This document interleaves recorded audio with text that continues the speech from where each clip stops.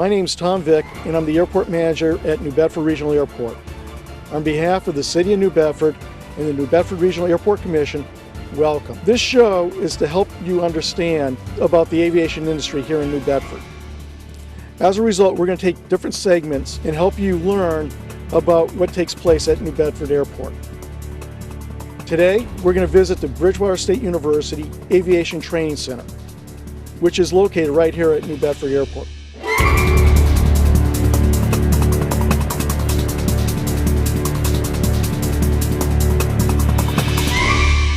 I'm here at the Bridgewater State University Aviation Training Center. I'm here speaking with Greg Bongiorno, the Aviation Program Manager. Greg, could you just tell me a little bit about your background? I'm actually a graduate of the aviation program at Bridgewater State University, and since I graduated, I've been working with various charter operations, and I was with the airlines for almost 14 years, and now I am a part-time corporate pilot for a large company out of Providence, and I've been with Bridgewater, the aviation program, as the program manager for about 3 years, part of my role is to work with program development, working with industry professionals, internships, and essentially help the program change with the FAA changes that are coming down the line. Okay, could you tell us a little bit about the Bridgewater State University Aviation Program and its background? The program has been in existence for 30 years. The flight training portion has always been subcontracted out to other flight training vendors, but 3 years ago the university decided to take the flight training in-house, and that's where we are today here at the training center in New Bedford, and everyone here at the training center is employed by the university as Bridgewater State University staff.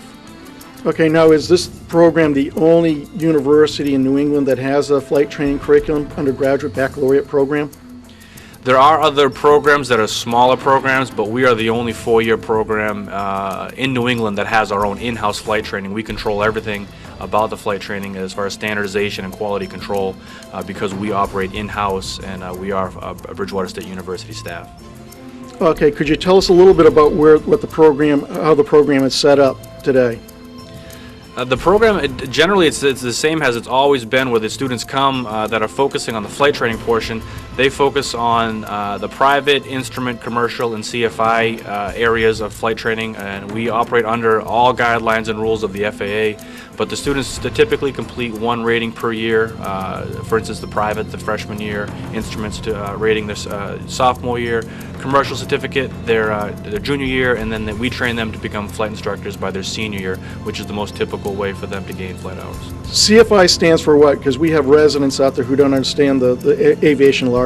Yeah, a lot of jargon and a lot of acronyms in the aviation world. CFI stands for Certified Flight Instructor, and that is the last program, training program that we teach our students here when they are before they graduate from our program. So they become flight instructors after by the end of their 4 years of training, and like I said, that's a typical way for them to gain their experience and flight hours that they need in order to move on to the next stepping stone in their career. Where do a lot of your alumni end up after they graduate from the Bridgewater State Aviation Program? A lot of the students graduating actually end up working for us here at the Aviation Training Center in New Bedford. Like I said, it's a typical way. They need to build up their flight hours, and so they do that by becoming a flight instructor and working with new students coming up down the pipeline, and they build up their flight time. And then after that, they typically move on to a company like Cape Air, who's our hometown airline in our backyard, and we have a lot of programs that we're building and developing with Cape Air in order for students to have direct employment and opportunities once they graduate from Bridgewater State University.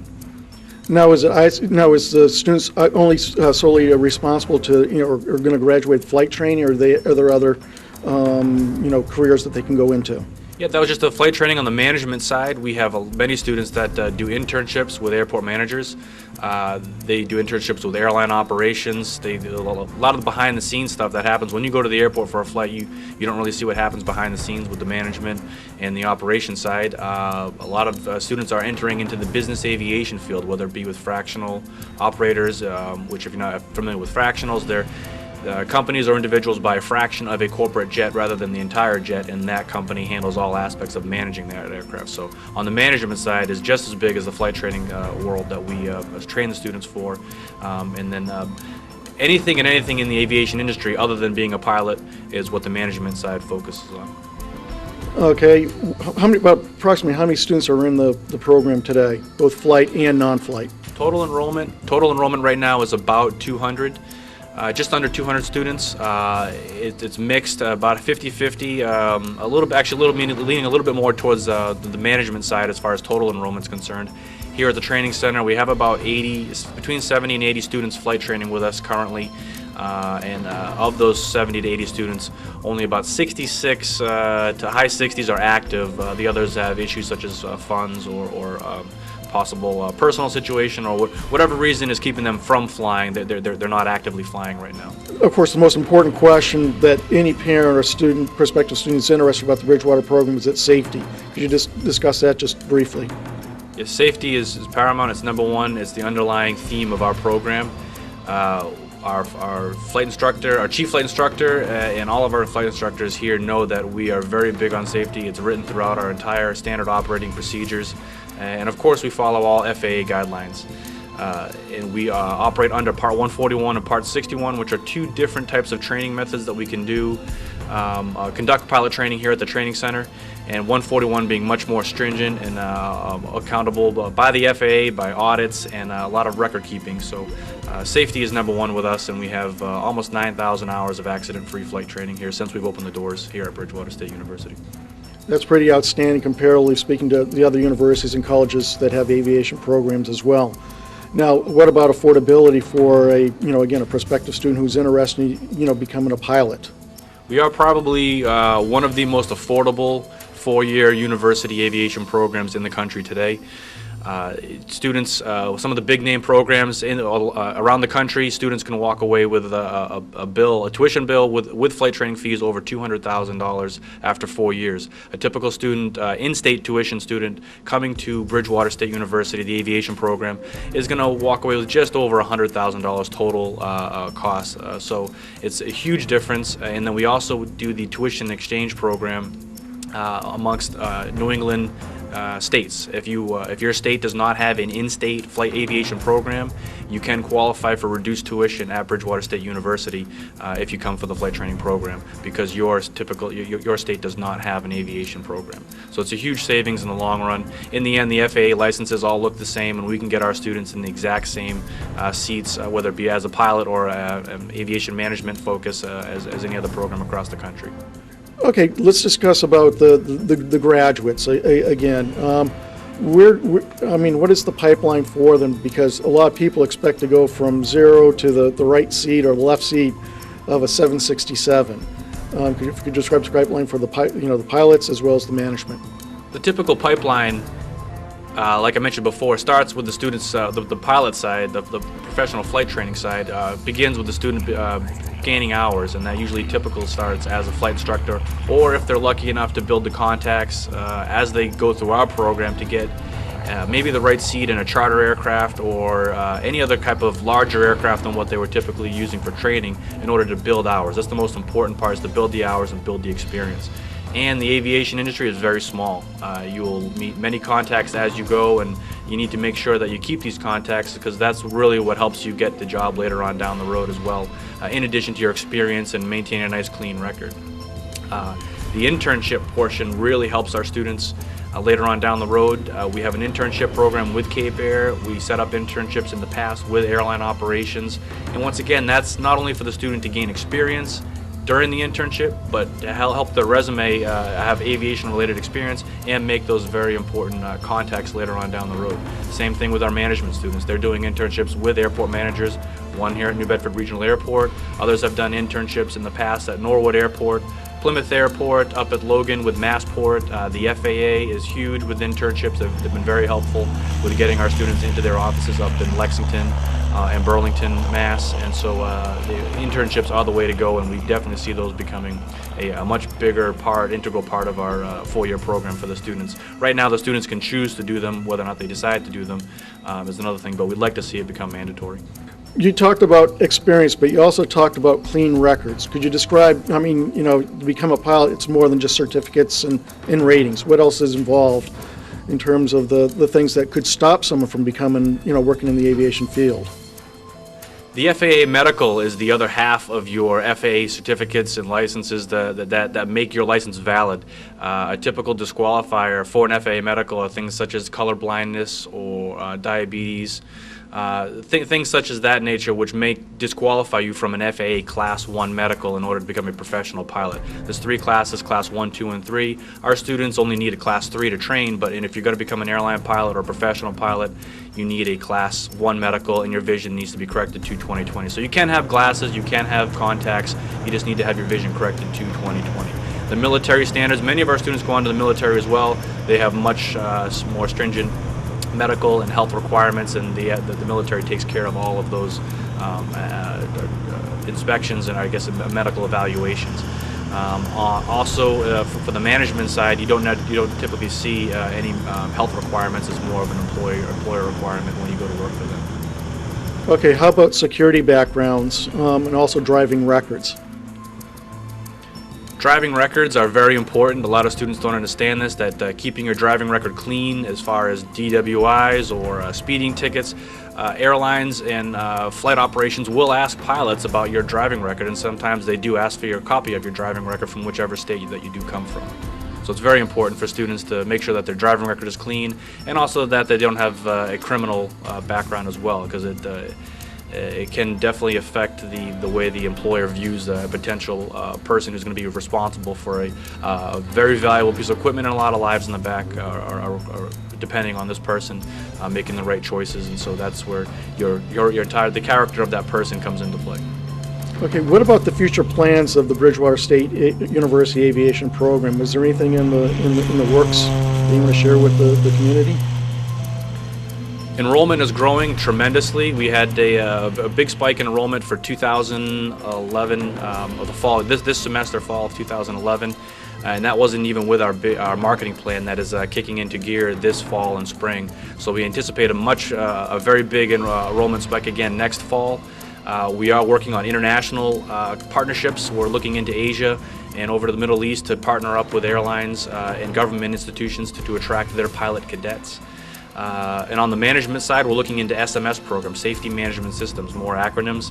That's the buzzword in the FAA. So SMS systems across the board, whether it be with airport management, airline operations, corporate flight department operations. So on the management side and the professional flight side, a lot of things going on with the FAA, and we are looking to expand internationally. Okay, is there anything that students can do that are in grade school or middle school or even high school that can get them engaged into the aviation field before they decide to apply to a program like Bridgewater State University? Aside from just tours that we do for grade schools that contact me directly for a tour of the training center, we also do a ACE camp, Aviation Career Education, and that's a 1-week camp in the summertime here at the training center. And we had a great turnout last summer, August of 2011. 30 students came to our program, and we do focus on New Bedford, but it is open to any students that from the region that want to attend this program. And the students come for a week. Like I said, they actually do fly the aircraft. We build model airplanes. We take tours. We actually got a flight in a Air National Guard C-130. We flew around the Cape and the Islands with all the students in the back of the C-130. So it's an all-encompassing program where the students get to touch upon every aspect of the aviation industry. We took a tour of the operations here at New Bedford. The control tower gets involved if they have the time. So the students have a great time with the aviation career education, and that's in conjunction with the FAA. It's a FAA-sponsored program, and they help with some funds and resources to help make the camp happen. Is there any particular academic background for a student who's interested in coming to the Bridgewater program that they should be involved with, in their high school academic courses? Well, just a strong math and science background is important. Of course, you're dealing with physics here in aviation, and some schools do have aviation clubs, and some schools also are near Civil Air Patrol groups. You can find the nearest Civil Air Patrol group.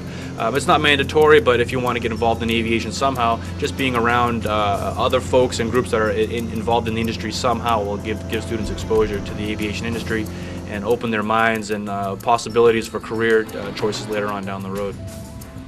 This has been great. I really appreciate it, and I look forward to seeing the flight simulators and the rest of the equipment that the Aviation Training Center has here. I do have to admit something, though. I am an alumni from the Bridgewater State Aviation Program. I was the graduate in the first class back in 1984, and I've enjoyed my education here, and also I've got the best job in the world as the New Bedford Airport manager, coming back and being able to help the Bridgewater program grow. So thank you very much for that. And so let's take a tour around and see these flight simulators and the rest of the equipment that are here at the training center.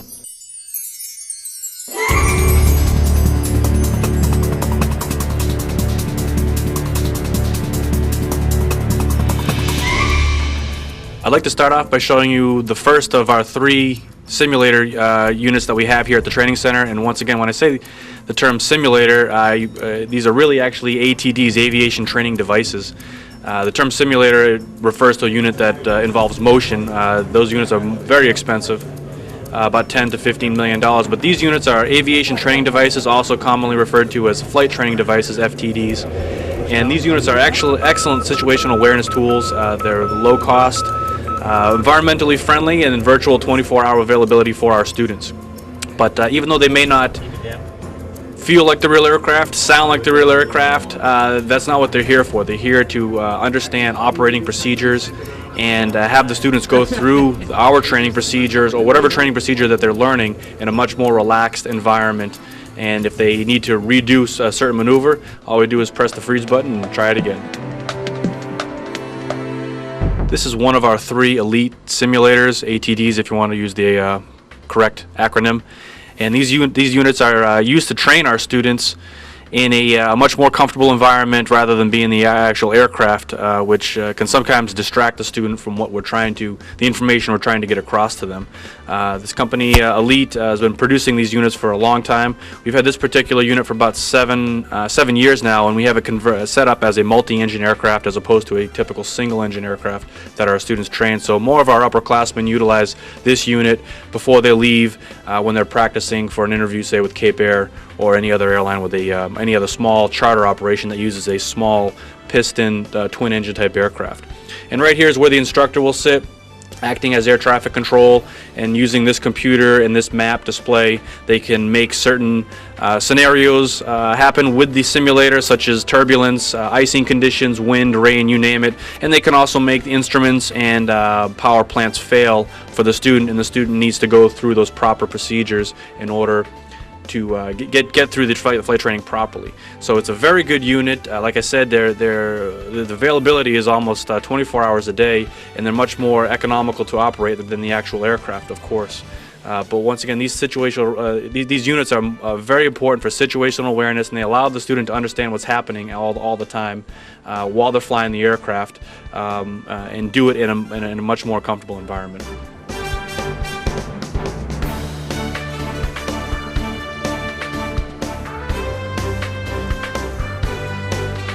This is the multi-engine simulator here at Bridgewater State University Aviation, and I'll just go over some of the details that you can find in this piece of equipment.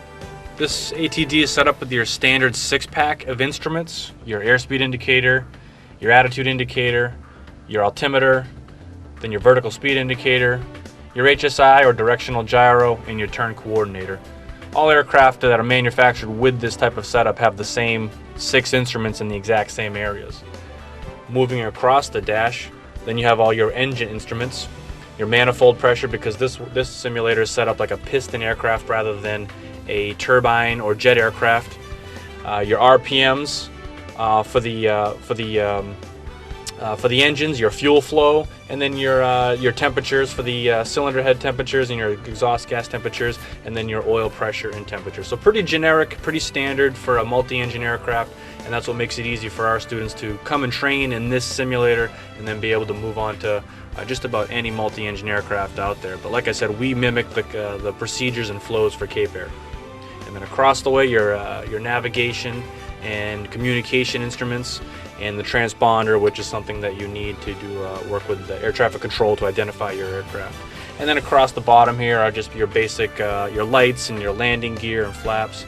And then these switches right here are your engine controls, your throttles, your propeller. We actually, in a higher complex aircraft, you actually change the pitch of the propeller, and then the red knobs are your fuel flow, your mixture. It's called the mixture, but essentially it controls the fuel going into the engine.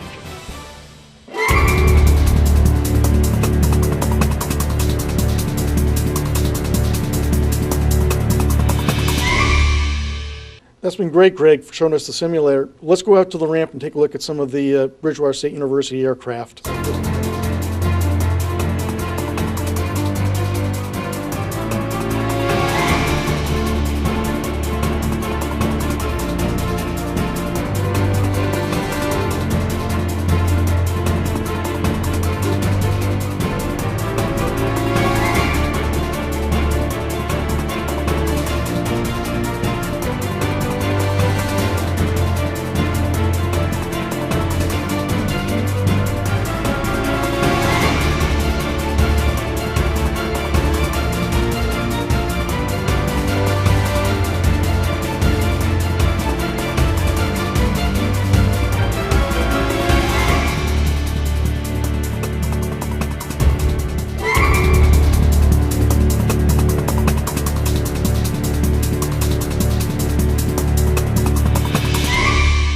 We're now on the ramp at Bridgewater State University, and Greg's going to show us one of the aircraft that these students learned to fly in. Greg, would you show us November 407 Bravo Whiskey, please? Yeah, this is a Cessna 172 aircraft. It's our primary training aircraft. We have 8 of these aircraft, and the students use these throughout their training through the private certificate, the instrument rating, the commercial certificate, and their part of their instructor training, which is we also do training in the Piper Arrows, the low-wing aircraft over here that we can take a look at it afterwards. But this is a Cessna made about 42,000 of these aircraft, and they've been used for flight training for many years, decades, and they're a proven airframe, and they've been very good to us as far as the maintenance and reliability. And our dispatch rate has been great, working with Sandpiper Air, who's our maintenance facility contractor, keeping these aircraft flying and keeping them safe.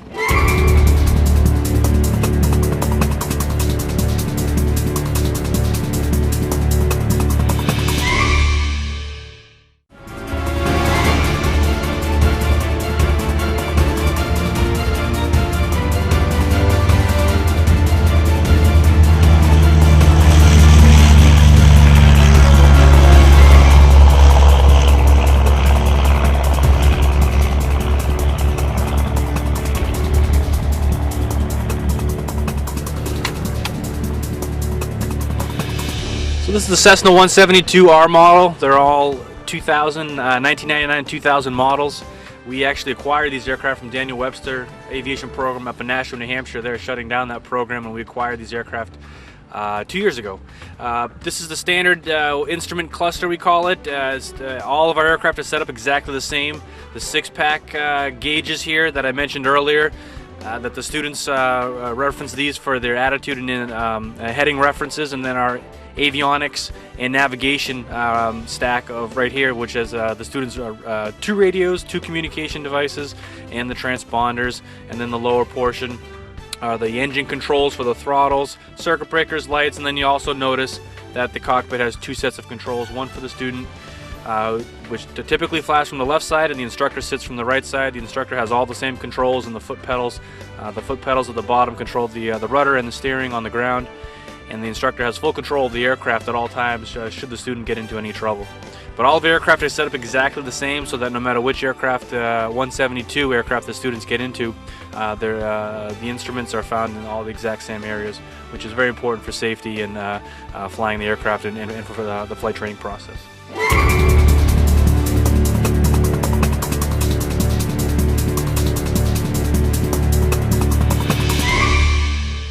That concludes the tour of the Bridgewater State University Aviation Training Center here at New Bedford Regional Airport. As a result, I'd like to thank Greg Bongiorno, the Aviation Program Manager, again, for taking his time out today to show us the whole program and the center. Thank you very much, Greg. My pleasure. Thanks for coming.